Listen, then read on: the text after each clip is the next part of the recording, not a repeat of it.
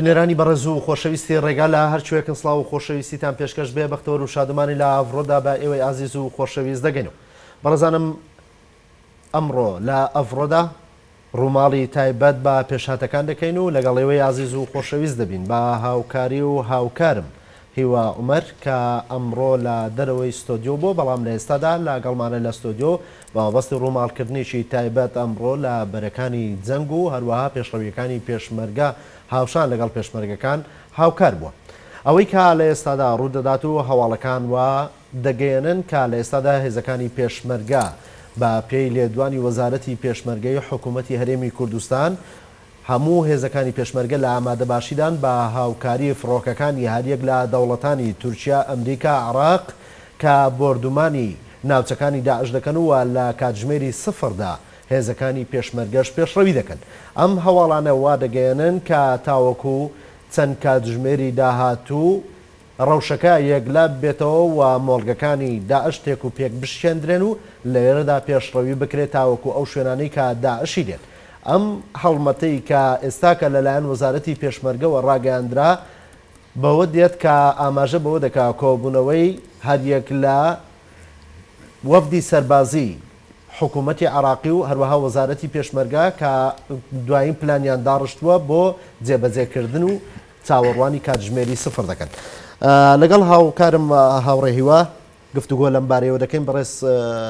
هاوڕێ هیوا، ئەمڕۆ ئێوە لە دەرەوەی ستۆدیۆ بوون و لە بەرەکانی جەنگدا بوون و شان بەشانی پێشمەرگە لەوێدا بوون. ئەوەی کە ئەمڕۆ ڕوویدا یان با بڵێن ئەو پێشڕەویانەی پێشمەرگە تا چەند لەکوێدا و لە بەرەکاندا کە ئێوەی لێبوون. سوپاس کاک نارۆ، لە ڕاستیە من پێشەوەی باسی ئەو بکەم دەمێ ئەمەژە بۆ بکەم ئەم قۆناغی ئێستا هەرێمی کوردستان تایەتی ئێمە دەزانین لە هەرێمی کوردستان ئێستا لە ڕاستیە لە جەنگدایە. یعنی هەرێمی کوردستان لە شەڕێکدایە لە زۆربەی سروونەکان لە شەڕێکی سەختدا لەگەڵ هێزە تیرۆریستەکانی داعش. بەڵام ئەوەی کە وەزارەتی پێشمەرگە ئاماژەی پێ دەکات ئەو کاتژمێر سفرە دەڵێ لەسەر جەم ناوچەکان دەست بەهێرش دەکرێت. جامە بەستمەوەی کە لە سنوورێکی بەرفراوان بێگومان ئەو کە ئەم جەنگە هاوکاتە لەگەڵەوەی هەرێمی کوردستان بە قۆناغێکی سەختی قەیرانی ئابووری و باشتر بڵێن دارایی و سوتەمەنی تێپەڕ دەبێت. ئەمە لە ڕاستی ئێمە وەکو ڕۆژنامەنووس شعور بەوە بکەین کە ئەم قۆناغی ئێستا هەرێمی کوردستان تێیدا دەژی قۆناغێکی سەختە و پێویستە هەموو لایەکمان بە بەرپرسیارەتیەوە مامەڵە بکەین، بە تایبەتی ڕۆڵی میدیا کە ئێمە لە کەناڵی ئاسمانی ڕێگا و میدیاکانی با بڵێن ترمان میدیاکانی تری حزبی شوعی کوردستان لە چوارچێوەی توێری بەرپرسیارەتی کۆمەڵایەتی مامەڵەمان لەگەڵ ئەم دۆخە کردو و دەمێ ئاماژە بۆ بکەم بەڕاستی ئێمە بەبەردەوام بە بەرپرسیارەتەوە جەنابەت لە ناو ئیشەکانی ئەم مامەڵەیەمان کردو. هەندێک جار هەواڵی زۆر گرینگمان نابووە، ئێمە بڵاومان نەکردوتەوە، زانیاری ئێمە زۆر درستور بووە، کەناڵی تر مامەڵی کردووە. ئەمەم بۆی ئەم ڕەبتەم باسکردمە بەسنەوەی کە ئێمە ئەمڕۆ هەرمنە پەیامنێرەکانمان لە تەواوی شار و شارۆچکەکانی هەرێمی کوردستان لە دهۆک لە منتیقەی شەنگال لە سەر سنوور و هەروەها لە منتیقەی گوێر لە مەخمور لە ناوچەکانی تر بە هەمان شێوە هەمووی لە کاردابوونە بۆ بەدواداچوونی ئەم بارودۆخە. ئەمە کۆمەڵێک زانیاریمان لا بۆ بەڕاستی ئەوەی گرنگ بووە، ئەوەی پەیوەندی بکە پێویست بووە ئاماژی پێ بکەین، ئاماژەمان پێ کردووە. بەڵام ئەوەی کە بارودۆخەکە دەیخوازێ ئەوەی کە پێویستە بۆ خەڵک ڕابگەندرێت، زانیاریەکان بگەندرێتە خەڵک بکو بەڕێزشتا ماژت پێکرد کە بەڕاستی بە پێوەرەکان ئیتیکی ڕۆژنامەوانیەوە ئێمە پابند بوونەوە پابندیش دەبین، چونکە ئەوەی کە هەیە وەکو خۆی دەگەێنین، ئەوەی کە هەیە پێویستە وەکو خۆی بگەێنرێ و لە هەمان کاتیشدا ڕەچاوی بارودۆخی خەڵک بکەی. ئەو شەڕە دەرونیەی کە دەوڵەتی تیرۆریستی یان بەناو دەوڵەتی تیرۆریستی داعش هەڵمەتیشی دەست پێ کردووە، کاریگەری لەسەر دەرونی خەڵکا دروست کردووە، چونکە هەمووشمان دەزانین ئەمە شەڕی پڕۆپاگەندەی دەرونیە لەگەڵ خەڵکی کوردستان دەکرێت و لە هەمان کاتیشدا خەڵکی کوردستان لەو قۆناخانە ئەبە قۆناخانە زۆر تێپەڕیوە، چونکە خەڵکی کوردستان ئەم قۆناخانەی بینیوە و شارەزای ئەم بارودۆخەیە و لە هەمووشی گرنگتر کە خەڵکی کوردستان پێویستە ئەم پرسیارە لە خۆی بکە. خەڵکی کوردستان ڕوبەڕووی حکوومەتی بەعسی فاشست بۆەوە کە بە تۆپ و دەبابە و تایرە و ئەنفال و کیمیابارانکردن لە حەقی خەڵکی کوردستان نەهات بە دڵنیاییەوە بە 100 داعشێک. خاڵێکی گرنگت باس کرد کاک نەهارۆ مەسەلەی شەڕی دەروونی لە ڕاستی من دەبێ ینی زیاتر تێگەیشتم دەم لەسەرەوە ئەوەی ئێستا دەبیندرێ لە هەرێمی کوردستانە ئەوەی من دەبینم ئەوەی دوێنێ شەو لە شاری هەولێر و دەوروبەری ڕوویدا من وە تێگەم لە ڕاستیە ئێستا بەقەت ئەوەی هەڕەشەی سەربازی لەسەر هەرێمی کوردستان نییە بەداخەوە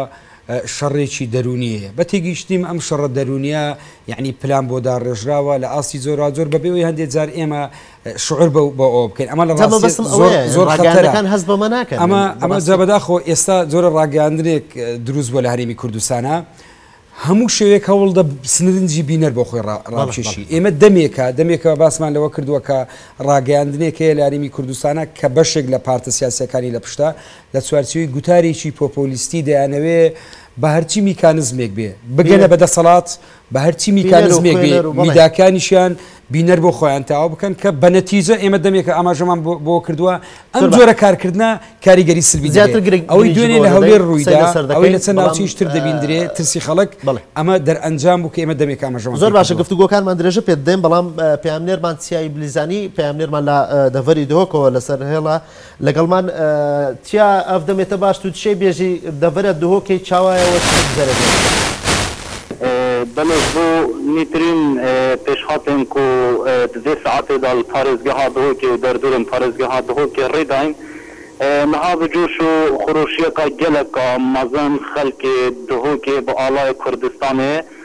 دو ترمبیلین خواه دیسان حیزه که مزن پولیسا یا اکجار زورا پولیسا گل آسایشید گل پیشمرگا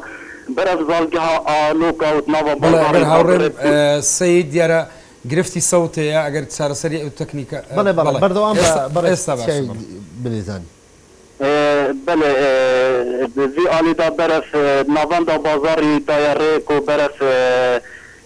زالگەها ئالوکا بکەونە ڕێت وێرەژیدا هێزەکە یەکجار زۆرە پێشمەرگەی دناوا زالگەهێدا حاضر بووە و دیارە بێ هێرشێک هێتە دەستپێکردنش بۆ ناحیە پارێزگەها دهۆکێ و دەردورم پارێزگەها دهۆکێ جالێکی دیتر و دەری هاتینە vekirên her du deriyên parêzgeha dihokê hatîne vekirînş alê zalgeha aloka û dîsan rojhelatê dihokê jî ew zalgeha jî hatiye vekirin ji bo wan xelkên ketiye bele شوێنێک بووە تێبژێ بێژێ بن ku balafirê deverê da dijmina ya daişê berduman diket çunka deverê hewlêrê deverê mexmûrê guêrê nûka balafir berdumana zalgeya daişan dikin li gorî zanyariyên bi dest neketin di nava pêşmergeyê da li wan devera ku berdewam em romala wê devere dike an ku haydarî wan cihayne ev ên pêşmergelê niha wesa diyare ku firokên cengî an ku helîkopter hatine çûne li ser asmanê derdûrên parêzgeha dihokê dikin û caran jî dewreyên wê têne hindavê çiyayên parêzgeha dihokê wesan diyare eger vî haletî de an ku di niha da şer nehat bîte destpêkirin ji layê firokên cengî piştî çendeka dîtirê dibîtin şerê firokiyan bidete destpêkirin بۆی گرفتی سەوت تێنەگەیشتم زیاتر چیا لە کیش دەڤەران شەڕ بەردەوام ڕووماڵی ئەمڕۆیان لە شوێنێک بەڵی کەرمکە بله دا پتر کو از آگهی بدم دیار کرن وسط دیار دنگی من درست ناگهیتن لی از قصه خود دوباره بکنم و دنها در دورم پارزگاه دهو که دا فروکین جنگی هات نوچونه دکن جوری هلیکوپتر هات نوچونه دکن زانیاری نوار گرتین جعال پیشمرگی و هات نوچونه وانا هیا بس تاکو آن وی ساعتی هم وی دقیقه هیچ بمباران کرنه که نداید دست بکرن جلای که دیتری و اوجهن کنو کد بم کنترولا پیشمرگی دانه و پیشمرگی به هزه کامازن لینه زالگه ها بدری که زالگه ها بدری که دکویت نیزی 25 کیلومتراژ پارێزگە ها دهۆکێ بیرە شعالێ دیترێ ژیڤە کو ئەم بێژین فەیدی و دومیس و ئەو دەردۆرە لێنە کو اباد بیجن طرفه کپ ید لی خلک کی لپارزگی ها دو که هیچ به حالت رینه دایا کو خلک مالن خویان حال خویان وان تشتاب جه فیلیپن بل کو برو واجی خلک کی بیتری هیش وان جهن ما ترسیل سر هی قصدا نوفمبر پارزگی ها دو که دکن و خلک پارزگی ها دو که نو کبجوش و خروشیه کامازن برف زالگی ها آلوکا دچیتن دیاره کو تشتکه خلک کی جی پرچک بکن و هاری کاریا هزن پیشمرگی. بله گلک سپاس چی اکو اگر زانیاریت تازه تو نکته ده بو ام شین بزرگین دفته و پشتی گفتگوی خو و چون دف پیام نرت ما پشتی بزرگین دفته. برنامه که زور باشه. ایوه. اولی که هیا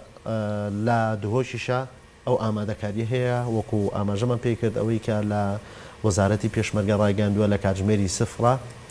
و وەکو خۆی بڕێز چیابلیزانی ئاماژەی پێکرد کە فڕۆکە جموزۆڵیان هەیە و ئەو جموزۆڵەش هاوکاتە لەگەڵەوەی کە لە سنووری ناوچەی هەولێریشە لە گوێڕا لە مەخمورە کە لە دەمی ڕابردوو بردومانی مۆڵگەکانی داعشیان کردووە لە هەمان کاتدا ئەو کاتژمێر سفرە دیارە پەیوەندی بە هەموو هێڵەکانی شەڕەوە هەیە.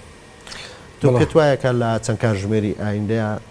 ئەمە یەکلا دەبێتەوە؟ من بەڕاستی ئەوەی تێبینیم کردووە ئەم بارودۆخەی با بڵێن لە نوێی حوزەیرانەوە کە دروست بوو واتە لە مانجی شەشەوە تا بە ئێستا ئەم شەڕە بە دوو قۆناغیان دەتوانین بۆ سێ قۆناغ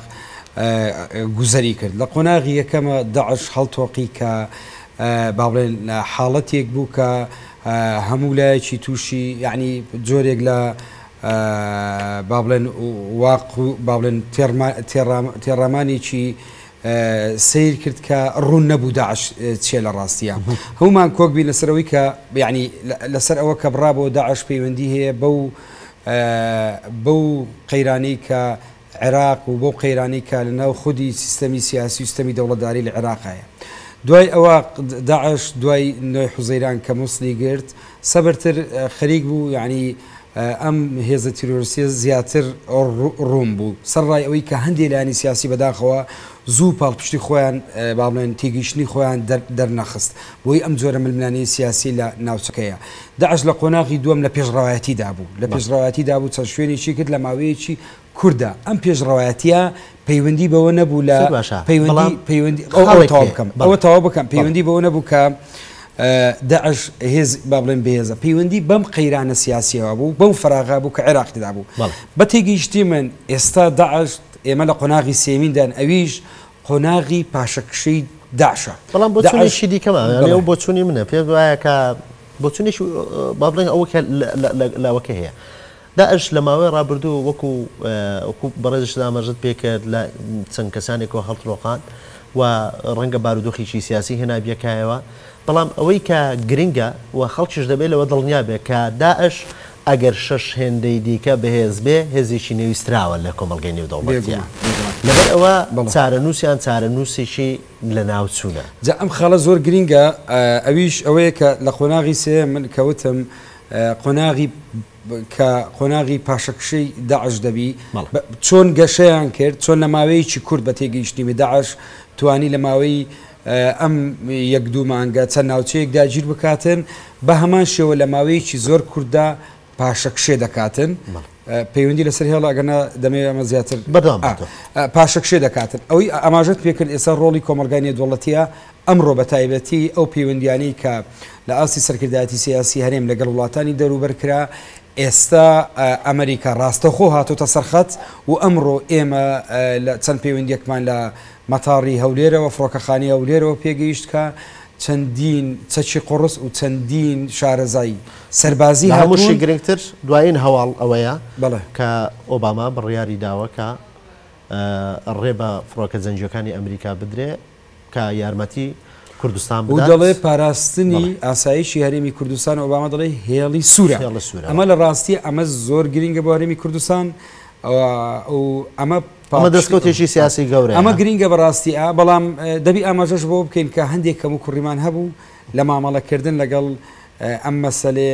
لە نێوەخۆ ئەم گۆڕانکاریانی کە لە دوای نەوەی حوزەیران ڕەنگەەوە قوڵتر بێکە قسە لەسەر بکەین و بەردامێنشی تایبەتری بۆ ئەگە کاتە بێ من دەمەوێت تۆزێ باز لەوە زۆر باشە پامێرمان بڕیار لەسەر هێڵە بڕیار محەممەد بڕیارم کاتە باش دەکرێت ئاماژە بە زانیاریەکان و یان دوای زانیاریەکان بدەیت لەچۆ و لەکوێ ئەمڕۆ ڕووماڵی هەواڵەکان کردو تا ئێستا زانیاریەکان چین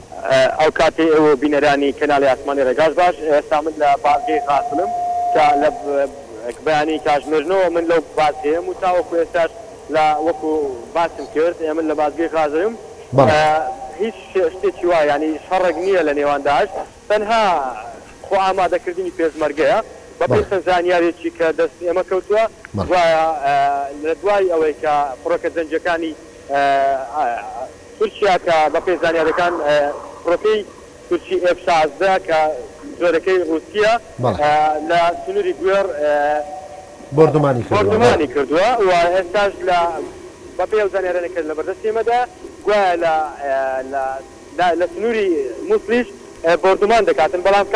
کاتی بردومانەکە دیاری نییە ئەوەشان ئێمە زۆر هەوڵمان دەکە کاتەکەی ڕگرین بەڵام نەماتوانی ئەویان بەمە ڕاگەاندەوە لەبەر هۆکاری ئەمنی ناتوانین کاتەکەتان پێ بڵێن کاتە بتوانانی ئاماژەوە بکەین کاتی سفردانراوە بۆ هێرشکردنە سەر ناوچەکانی مووسڵ کە ئێستا تەنها دووسێک لە نێوان هێزی پێشمەرگە و هێزی داعشدایە من دەمەوێت لێرەدا گرنگی بەیەک خاڵ بدەم و ئاماژە بەیەک خاڵ بکەم ئەوەی کە لە کاتژمێر سێ دوانی وەرەوە تاوەکو ئێستا پێنجی خۆری داعش لەنێو ئەو بازگەیە دەستگیرراون دوایینە دوو سیخۆر بووین کە تەنها چەند کاتژمێرێک بەر لە ئێستا لەنێو ئەو بازگەی دەستگیرکان کە دەتوانن بڵێم پێنج ئامێری مۆبایلی سیخۆریان پێبوو کە تەسویری ئەو شوێنەکەیان دەکرد بۆ ئەوەی بگەڕێنەوە بۆ لای گروپە سەکدارەکان و لەوێ ئەوان تەواوی زانیاریەکانی پێشمەرگە بدەن بەو گروپە سەکدارانە ئەوە کۆی زانیاریەکانی سنووری بازگەی خازر و گوێڕیش بوو ئەوەی کە زانیاری بە تۆ گەیشتۆ بڕیار تۆ هەر ئسنادان لەسەر ئەو هەڵوەسەکردن لەسەر ئەو بەیاننامەی وەزارەتی پێشمەرگەیە کە ئاماژەی پێکردووە لە کاتژمێری سفرەیە بەپێی زانیاریەکانی تۆیە لە دەڤەرەکە و فەرماندە سەربازیەکانەوە نەخێر لە فەرماندە سەربازیەکانەوە بەدەستمان گەیشتووە کە لە نزیک ئەوانەی کە پێش ئێستا لە هێزەکان لە سەنگەرەکانن لەوان بەدەستمان گەیشتووە ئەوە ئێمە زۆر وەکو باسم کرد زۆر هەوڵماندا کە کاتەکەی بزانین بۆ ئێمە بە بینەران و بە خەڵکی شاری هەولێر دڵنیاکەینەوە کە ئەوان بەبەردەوام لە پێش بن لەو کاتانە وە هێرش دەکرێتە سەریان بەڵام بەو هۆکارێک کە لە ڕووی ئەمنیەوە ناتوانن کاتەکەی ئاشکرا بکەن بە ئێمەیان ڕاگەیان کە ئێمە دەتوانین ئەوە ئاماژە بۆ بکەین کە کاتی ژمێری سفریان دانەوە بۆ هێرشکردن بەڵێ بڕیار بۆ زانیاری تازەتر کۆکردنەوەی زانیاریەکان و وەرگرتنی زانیاریەکان دەگەڕێنەوە لای بەڕێستان زۆر سپاس هیوای سەرکەوتن دەگەڕێمەوە لای هاوکارم هیوا کە ئەمڕۆ گفتوگویەک و ڕووماڵیشی تایبەتە لە ئەڤڕۆ بەیەکەوە هەوڵ دەین کە دوایین ڕووداوەکان بگەێنین هەموو پامێرەکانمان ئاماژە بۆ دەکەن کە لە بەرەکانی جەنگەوە پێیان ڕاگەاندراوە لایەن فەرماندە سەربازیەکانەوە کە لە کاتژمێری سفەردا هێرش بۆ سەر مۆڵگەکانی داعش دەست پێ دەکەن. بۆ پاڵپشتی ئەم تێگەیشتنە من بەڕاستی ئەمڕۆ لە قەزای مەخمور بووم. دانی بەیانیەکەی ئێمە پامێرانمان ڕۆیشتە بوو تیمی کەناڵی ڕێگا ڕۆیشتە بوو کۆمەڵێک ڕووماڵی کرد بوو دانی ئێوارەکەی من لەگەڵ ستافیشتر لە هاوڕێیانم چوین بۆ ئەوێ ئەو کاتی ئێمە چوین بەڕاستی ئێمە بەداخەوە دوا کەوتین کە نەمانتوانی تەواو پێم واتە ئێستا مۆنتاژەکەی تەواونەوە کە ڕووماڵێکی گرنگی ئەومان کردووە داعش بەشێکی ناوچەی مەخموری داگیر کردووە من خوێنمەوە بەڕاستی لەگەڵ ئەم تێگەیشتانەوەی ئەوی خۆم من لێ بووم جۆ ئەم پاشەکشەی پێشمەرگە پاشەکشەیەکی کاتیە یعنی ئەگەر ئەمڕۆ لە شنگالەوە لە مەخمورەوە لە چەند لە گوێڕەوە لە چەند ناوچەیەکی تر هەندێک لەو ناوچەنە بەدەست داعشەوەبی من خوێنەوە ما بووکە پاشەکشێکی کاتیە ورەی پێشمەرگە لە ڕاستیە هەمووی داوای دەکرد کە ئیعاز وەربگرێ بۆ ئەوی هێرش بکاتن هەستم کرد کە لەو کاتە پێش ئەوی ئەو وەختەی با بڵێن ئێستا ئەو تێگەیشتنانەی کۆشی سپی و هەروەها ئەو لێدوانە ئیجابیانی هەیە لە هاوکاری دووەلی بۆ هەرێمی کوردستان من ئەو وەختە شعوری ئەوم کرد کە ئەمە دەبێ ڕێککەوتنێکی سیاسیە بێ کە هەرێمی کوردستان پێویست بۆ نەکە کە تووشی هیچ پێشمەرگەیەک یان تووشی زەرەرێکی گیانی بیتن بێگومانەوە ئێستا دەرچواتە ئەم پاشەکشەیە بەقەدەوەی پەیوەندی بە جۆرێک لە ڕێککەوتنی سیاسیەوە بوو کەمتر پێدەچێت پەیوەندی بە کەم توانایی هێزی پێشمەرگا بوو بەڵام بەداخەوە یەکشت گرینگە لێرە ئێمە لەم بارودۆخە کاگنارەوەی من دەیبینم ئێمە لە زۆر بوارە گرفتمانەی لە هەرێمی کوردستانە لە غیابی شەفافیت لە ڕوونی لە کەمی زانیاری پێدان بە دەستگاکانی ڕاگەیاندن ئەمە وای کردووە ئەمە وای کردووە دێتە پێش بەڵام لە ڕاستی دەبێت جۆرێک لە ڕوونی هەبێت چکە تو کاتێ من ئەمڕۆ لەسەر بازارگە بووم تا ساعت 6 و ئەمانەش لەو کاتانە تەنیا شەڕەتەقە لە ڕێگای دۆشکە و 106 و بە درنگانیشی ئێوارە تارەی با بڵێن جەنجی دەستی بە بردومانکردنی مۆڵگەکانی داعش کرد لە سنووری مەخمور و هەر تا ئێمەش دەگەڕینەوە بەکرێ راپۆرتەکە پیشانی بینەران بدەنێت بەشێک لەو راپۆرتە بەڵێ بەشێک لەو راپۆرتە بینەرانی بەڕێز و خۆشەویست کە هاوکارم هیوا عومەر ئەمڕۆ لە دەڤەری مەخمورەوە بۆ دوایین ساتەکانی ئامادەبوونیان بەر لە ئاوابوونی ڕۆژ لەوێدا راپۆرتێکی ئامادە کردەوە بەشێک لە راپۆرتەکە دەبین هەموو بەیەکەوە با بینەربین.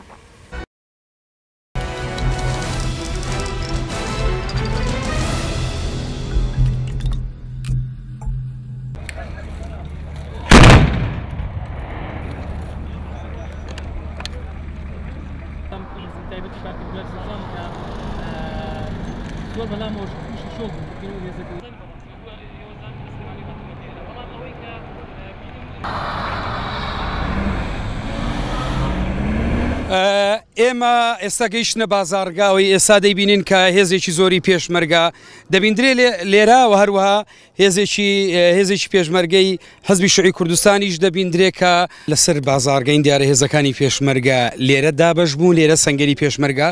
دەبیندرێ و پێشمەرگە لێرە ئەگە هاوڕێیانم هاوکاریم بکەن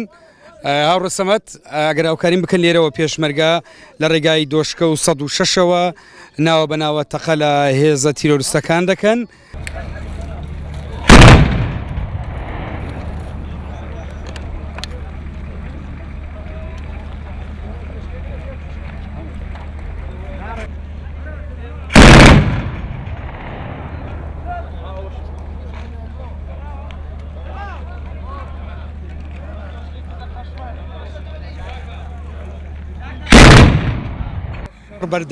شەڕبەردەوامە لە مابینی هێزی پێشمەرگە و هێزە تیرۆریستەکان ئێستا دەبینین لێرەوە لەم نقطانەوە بردومانی ناوچەکانی داعش دەکرێتن وەکو ئەمەشمان پێکرد دیارە بەرپرسانی سەربازی لە کۆبنەوەدان بۆ ئەوی بیر لە پلانێک بکەنەوە چۆن مامەڵە لەگەڵ ئەم بارودۆخە تازە بکەن کە ئێستا لە قەزای مەخمور هاتوۆتە پێش.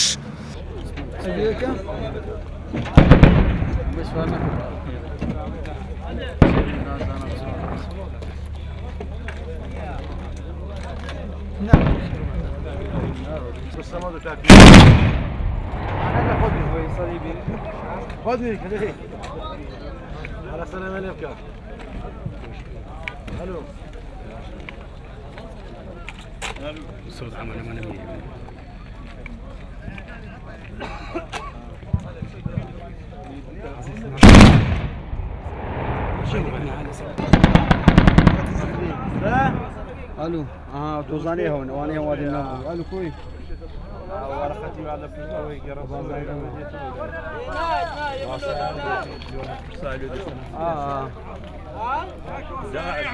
دوري مقبول شركه والله او تكتكين والله ولا كان مره دوشكا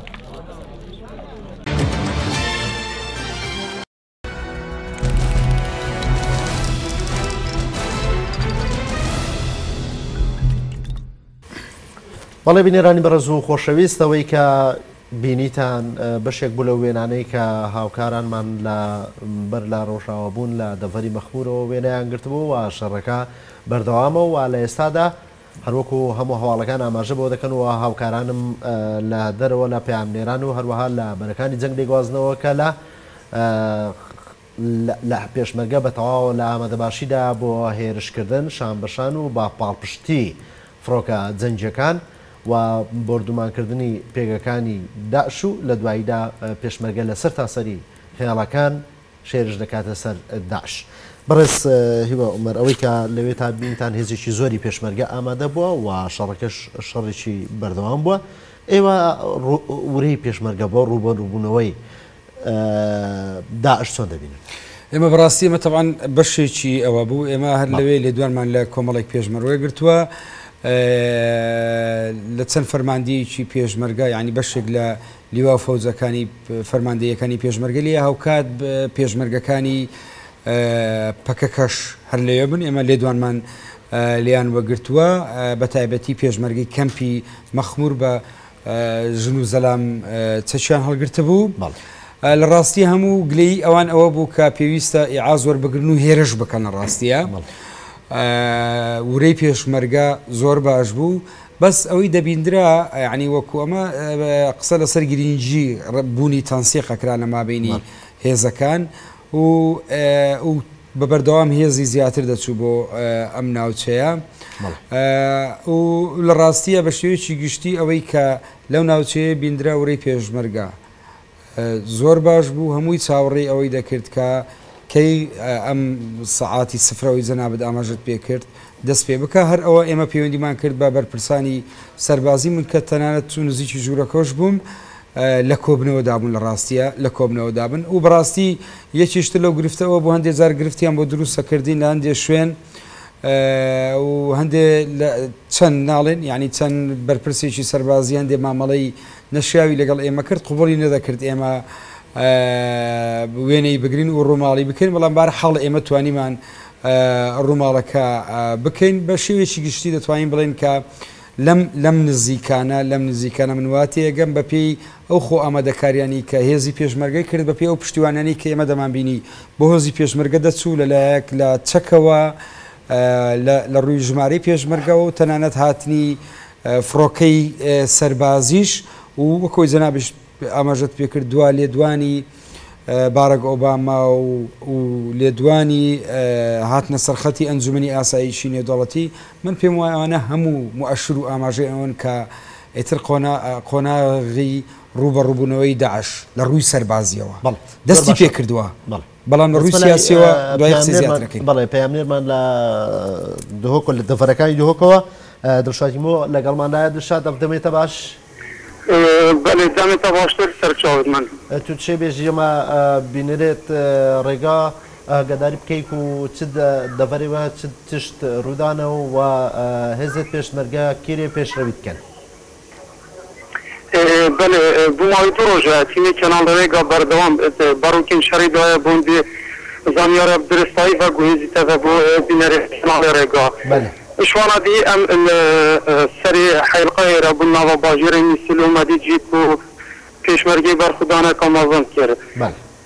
امریکا جاروسا ام پشتی کو شویدی بری بیجن یعنی پشتی شویدی کو دنگی اندی بالا بو کو ترس ناف خلصی دابو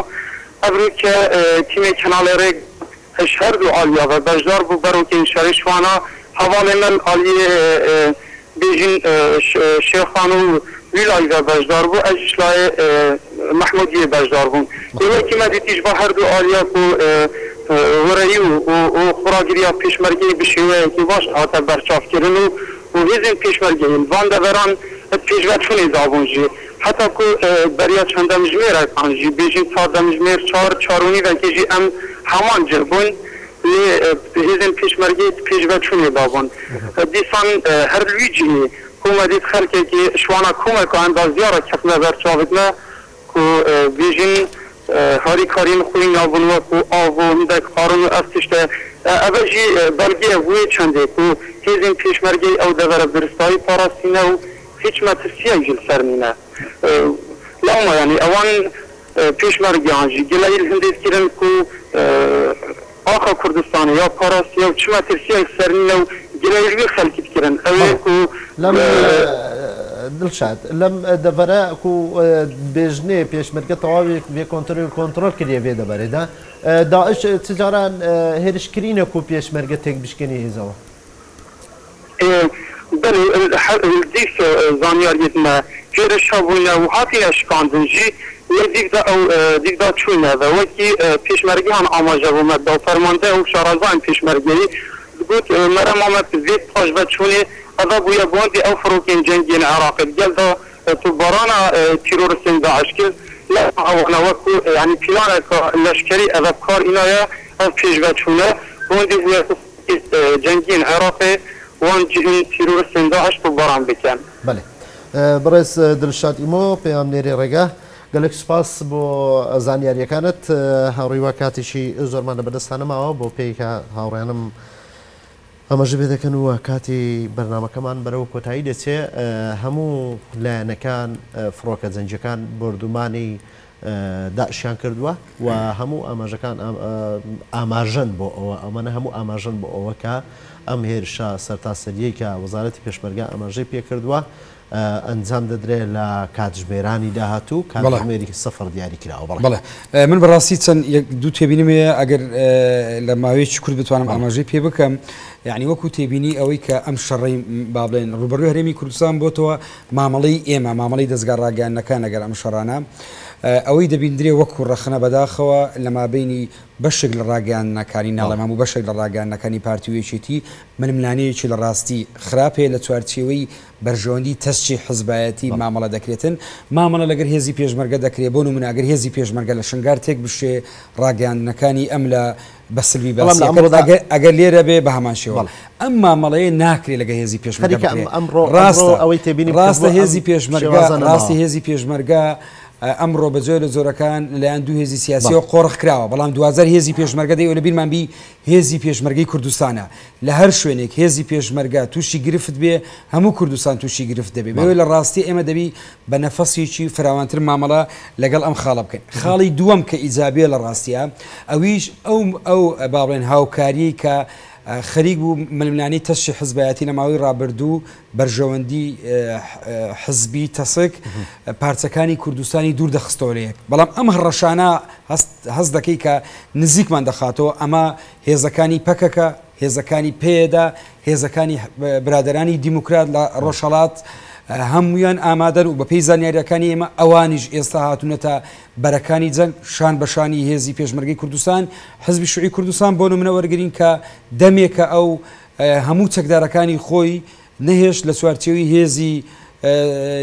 نیشتیمانی لە ساڵی 92 ئەمانە لە دوای دروستبوونی حکومت ئەم زوو بەڕاستی وازی لەمێنە بەڵام بەداخۆ دوو هێزەکە تابی ئێستاش احتیکاری ئەم مەسەلەیان کردووە ئێستا ئەوان سەرڕای ئەوەی کە چەند جارێک بن ئاگدار بم ڕووماڵمان کرد و داوان لە وەزارەتی پێشمەرگە کردووە بە سەدان لە ڕۆڵەکانی حزبی شوعی کوردستان ئامادەن بۆ ئەوەی بچنە جەنگ بەڵام تابی ئێستاوە چەچیا وەرنەگرتووە ئەمڕۆی من لە مەخمورەوەی ئەوان بینیم لە چەند ناوچەیشتر ئەوانی هاتوون بەبێ هیچ بەرامبەرێک بە چەشی خۆیان هاوڕێی خۆمان نەبووە موچەی وەرنەگرتووە وتوێتی هاوڕێ من ئەوەندا پارەم بە فیشە کاتوە و داومە بۆ ئەمە نەک لە ناو حزبی شوعی خەڵکی تریش ئەمە دەبیندرێ بەڕاستی ینی ئەم نەفەسە زۆر گرینگە لای خەڵک دەبیندرێ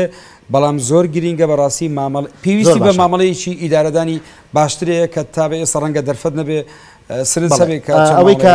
من تێبینیم کردووە خەڵکی هەرێمی کوردستان بە شێوەیەکی گشتی ئامادەیان بۆ بەرگریکردن لە خاچی خۆیان چونکە ئەوەی کە بەرگری لە خات یەکەم و 2000 ئەوەی کە بەرگری لە خاچی خۆی دەکات خەڵکی هەرێمی کوردستانن کە بەرگری لە خاکی خۆیان بکەن و ورەیەکی بەرز و پۆڵاین هەیە و هەمیشە ئەوەی کە من گفتوگۆم لەگەڵیان کردووە دەڵێن ئێمە سەرمان بۆ سەدامێکی خوێن مژ و خوێن ڕەشدانەوەن بە دڵنیاییەوە بۆ داعشیشی چەند کەسی داینانوێنین زۆر سپاس دەست خۆش بۆ هاوکاری نێرانی بەڕێز و خۆشەویست زۆر زۆر سپاس بۆ ئەوەی کە تاوەکو ئێستا کە بینەرمان بوون لە هەر پێشهاتێکی تازە ڕووداوێکی تازە ڕێگا لەگەڵ ئێوەی عازیز و خۆشەویست دەبێت بۆ گواستنەوەی دوایین زانیاریەکان